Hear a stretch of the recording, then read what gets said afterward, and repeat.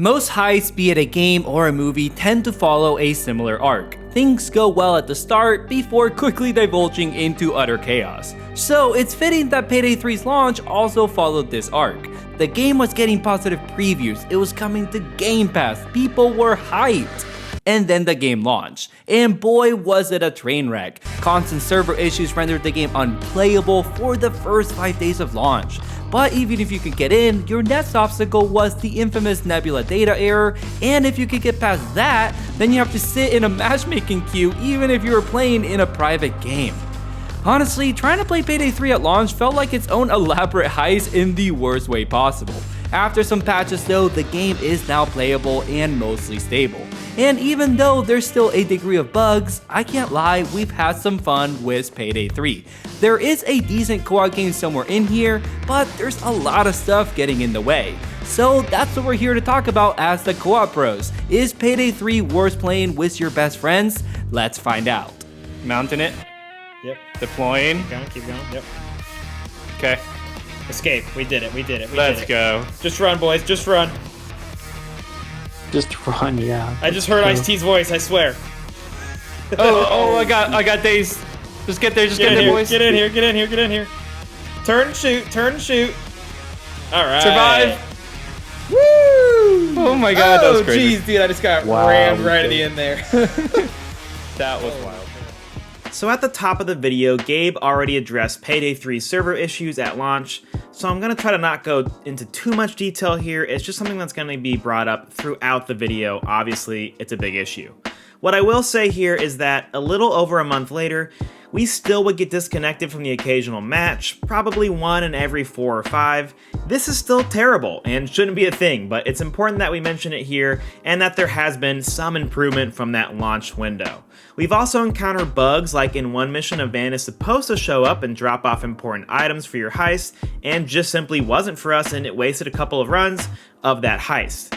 Now actually setting up your party is easy. You can do a public, invite only, or friends lobby, so you have plenty of options. The game is crossplay and that works perfectly fine, outside of the whole Nebula data error we encountered, which is directly related to having an account available for crossplay. One weird note, when you're playing with your friends, even in a full lobby, you do have to sit there and wait to matchmake and for the server to load, and of course that takes just long enough for you to notice it, another symptom of the rough launch. And another weird quirk is that if the host returns to the main menu in between matches, it's never clear if they will take everyone else with them, so sometimes we'd have to re-invite everyone into the party. So if you take away all the quirks, the server issues, and the bugs, the game is super simple to set up, but taking it as it is, Payday 3 could use some serious cleanup when it comes to ease of play, and is still very much in the middle of that process, and we'll talk about that more later. Okay, I see him. Hey guys. I'm gonna skirt you real quick. Yep. Okay. Yeah. Now I'm moving. Oh boy, dude, that was close. The gameplay loop of Payday 3 should sound fairly familiar if you've played any of the previous titles, but there are some notable additions. At launch, there's 8 heists you can complete, which naturally get more complicated as you go. Over the course of a heist, you'll start getting new objectives bringing you closer to your end goals, such as breaking into the bank vault or stealing a crypto wallet. Now, depending on your approach, the heist can go one of 2 ways. You can either try and complete it the stealth way, where you never trigger any alarms, but what usually ends up happening is that you'll start that way until something inevitably goes wrong and now you're thrust into the guns blazing approach.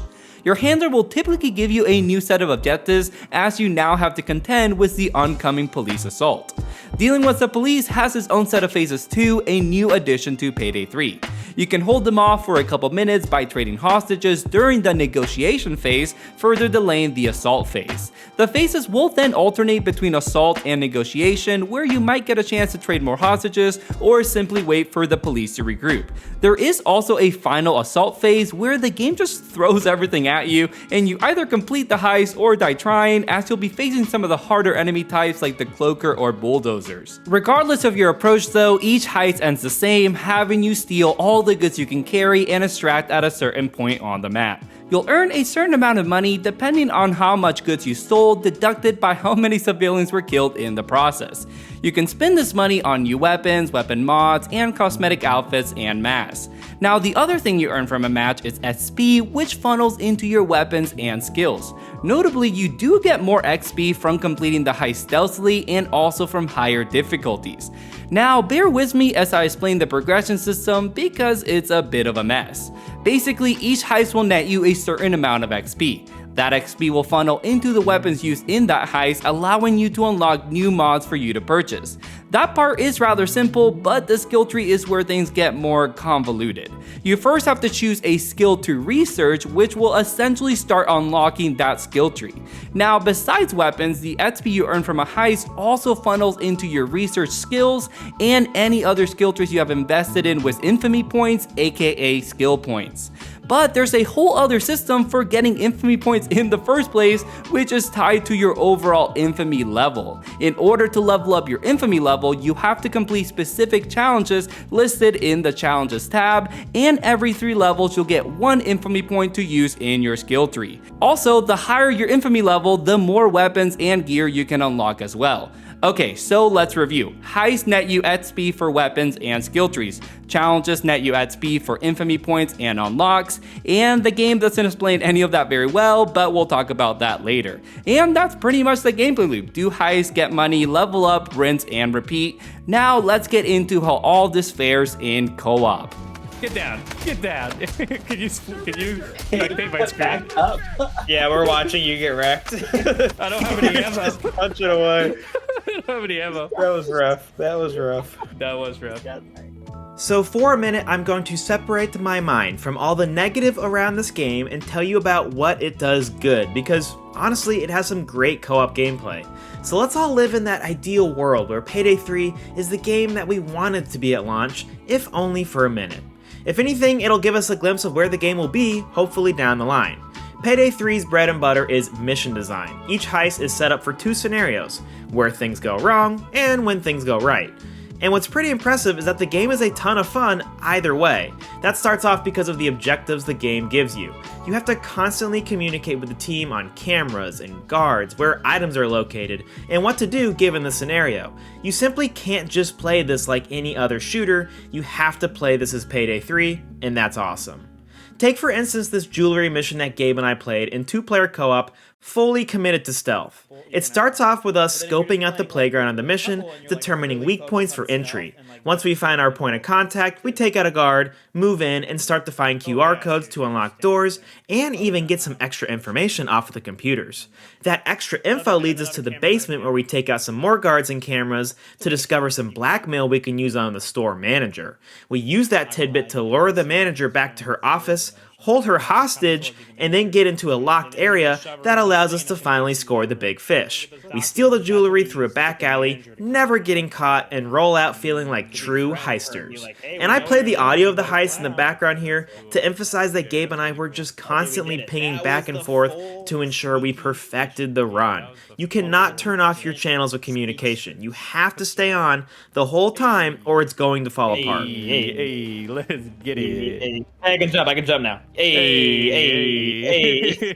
I love that because it made our ability to work together feel important, which is often what I want to feel like in a co-op title. But going back to my main point, when things go wrong, it's not like you just need to hit the reset button automatically. Objectives are still varied, communication is still important, and you're still going to be having a good time. Barking at each other over gunfire and chaos on who should negotiate hostages while the others are still trying to complete the heist, or just desperately screaming about where the different enemy types are coming in from is still exactly what I'd want. Shout out to the developers for making different enemy types that actually make you change what you're doing in order to address them. Of course, I do want to say, it's by no means perfect, and Gabe is going to lay out why in just a second, but the formula here at its very base leads to great co-op gameplay. So I'm glad we could take a minute and give it that without the noise of launch debacles and server meltdowns drowning it all out. As Andrew just laid out, there are some solid co-op mechanics in Payday 3. There are some things we really like about this game, to the point we often found ourselves saying, "Let me love you, Payday 3." But for reasons I'm about to go over, Payday 3 would simply not let us love it, man.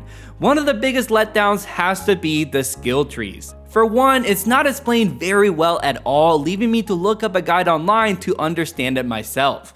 The bigger issue is twofold. The majority of the skill trees aren't great, and it's a grind to unlock them in the first place.